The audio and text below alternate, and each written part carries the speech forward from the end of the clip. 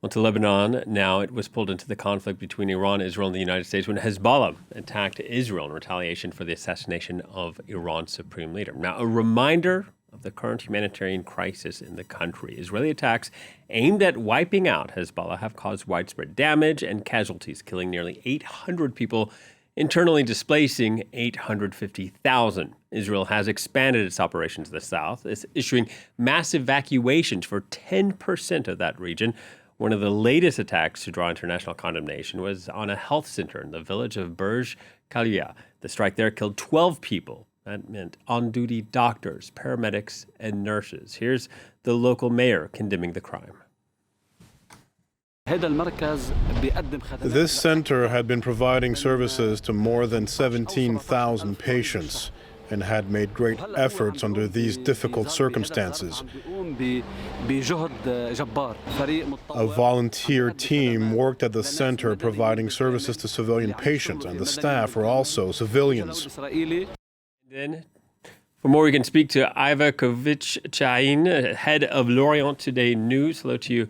Thank you for speaking to Paris Direct. First of all, tell us what life is like where you are.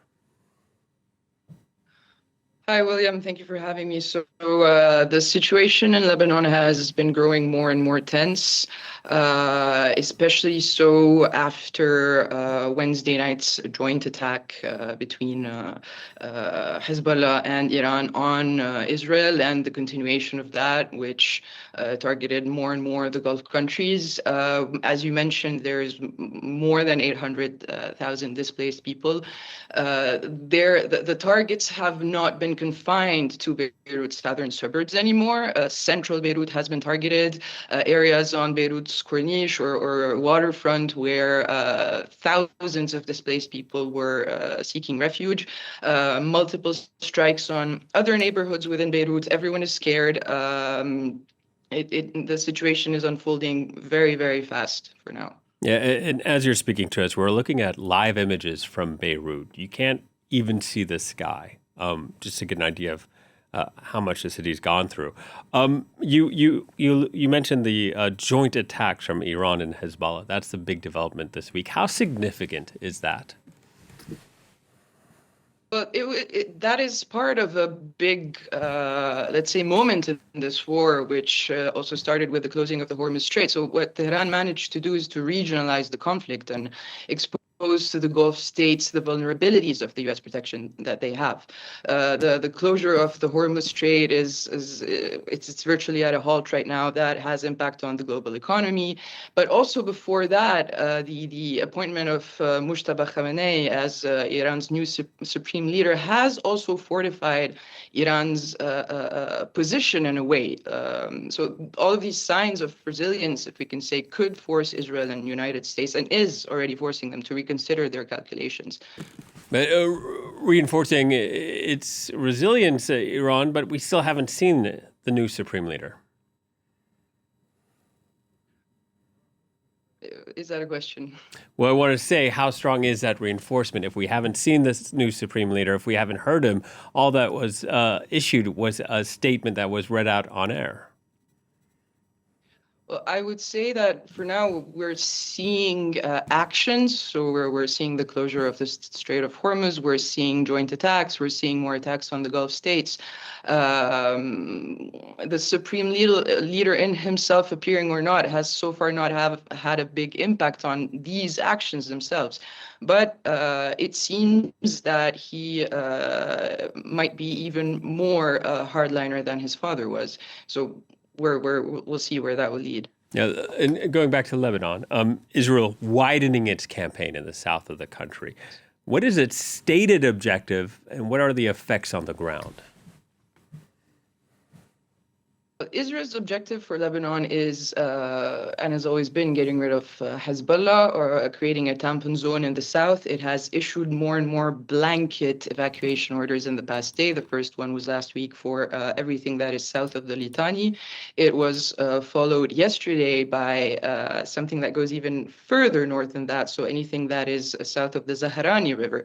And that is clearly a signal for a ground invasion. And these ground incursions have already been happening happening. If you notice, in the 2024 war, the Israeli army waited for until 2 weeks after the start of the escalations in order to start the incursions. But this time it happened under less than 48 hours after Hezbollah joined the conflict. So yes, there are fears of a ground invasion. At the same time, in parallel, the targeted attacks have been continuing. So Israel doesn't seem to want to stop before reaching its objective. Yeah, and one of the main criticisms here, of course, is how targeted are those attacks? Because we're seeing a lot of death, a lot of destruction. As we're speaking, or as we came on air at the top of the hour, Lebanon said that Israeli strikes have killed 26 paramedics since March 2nd. And we're talking about doctors, nurses, healthcare workers at healthcare centers. I mean, is there a feeling that these strikes are really targeted, or do they seem indiscriminate? Israel's targeted attacks have always been indiscriminate. This is not new. There's always been what they call collateral damage, but no one knows because their narrative has always been that Hezbollah hides in civilian infrastructure. That is true, but that is also rhetoric that Israel uses to justify everything that it does. Yes, as you mentioned, 12 paramedics have been killed, and it was not the first attack on paramedics and medics, and that is a war crime. So is the attacking of public spaces where refugees have been just seeking shelter. So I think those two things are parallel. I think Israel does have a list of targets that it wants to eliminate, but the toll on civilians has been huge and continues to go up. Yeah, and Israel carrying out these attacks to try to wipe out Hezbollah, the Iranian-backed militia in the country. What is the status of Hezbollah? How strong is it today?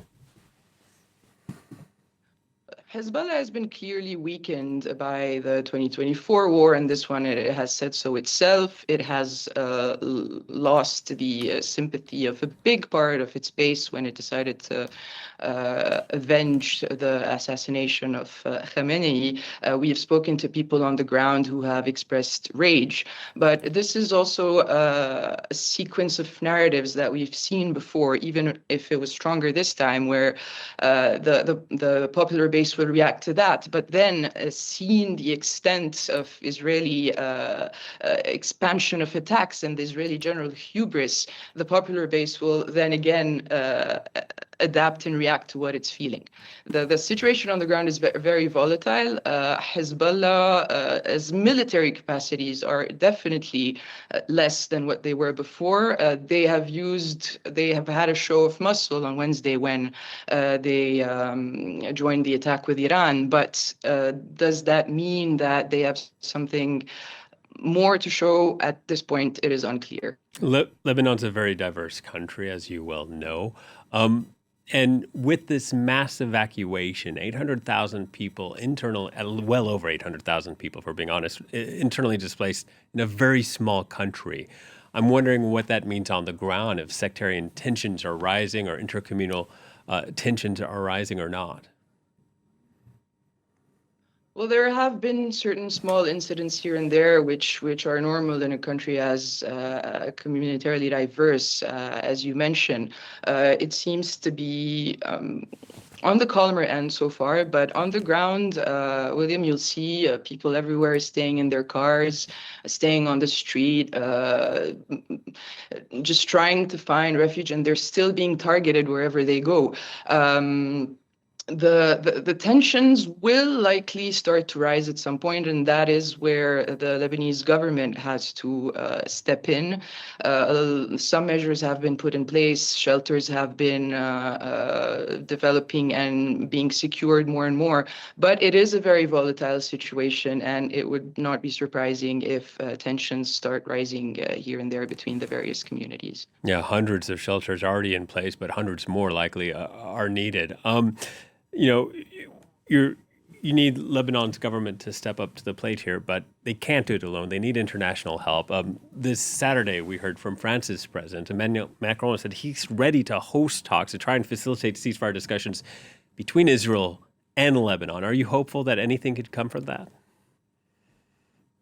Well, the Lebanese government itself and President Joseph Aoun have made a proposal for direct talks with Israel, but so far Israel has refused this and is asking to pursue talks while the war is ongoing, which is something that the Lebanese, but also mainly Hezbollah and the Amal movement are rejecting.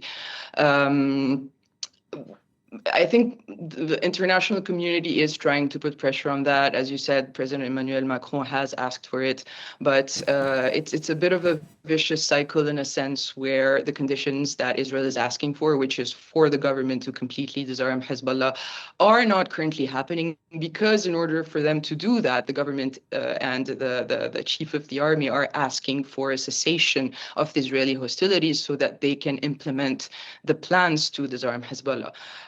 I think the community is hopeful for that, but so far it is unclear whether that is something that will likely happen quickly. Iva, thank you so much for speaking to us. Iva Kovic-Chahine speaking to us from Beirut. Thank you.